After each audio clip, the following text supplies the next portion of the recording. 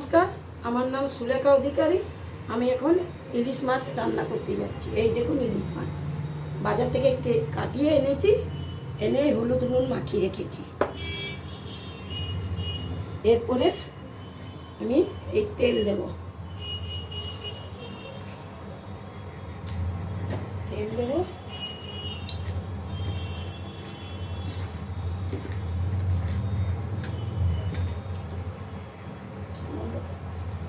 কালো জিরে দিলাম, অল্প কালো জিরে দিয়ে দিলাম। এরপরে অল্প পেঁয়াজ কুচিয়ে দিলাম,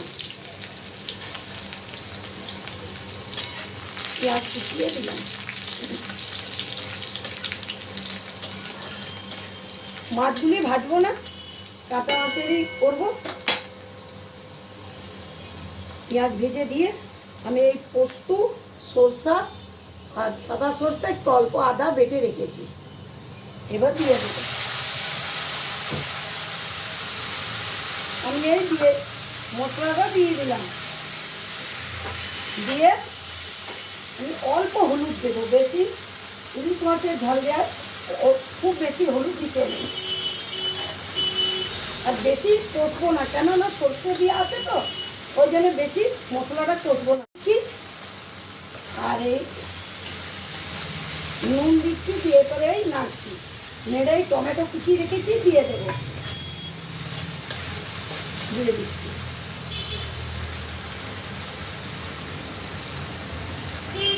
এটা বেশি কষবো না, কেননা সর্ষে বাটা বেশি কষতে নেই।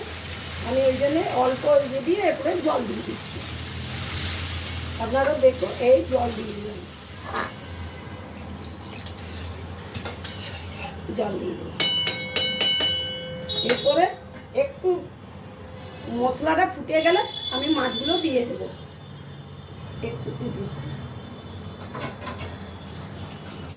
এরপরে এক এক করে মাছগুলো দিয়ে দিচ্ছি। ঝোলটা ফুটে গেছে।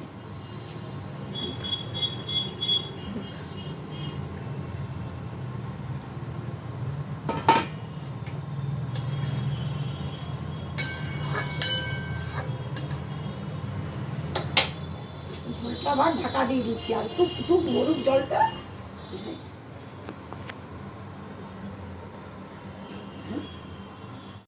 হয়ে গেছে। এরপরে নামাবার আগে একটু সরষা তেল দিয়ে দেব, এরপরে নামিয়ে নেব।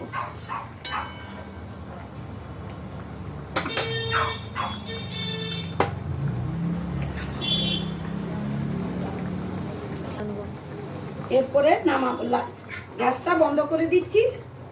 এরপরে ইলিশ মাছের ঝাল দেওয়াটা নামিয়ে নিচ্ছি। আপনারা সবাই দেখুন।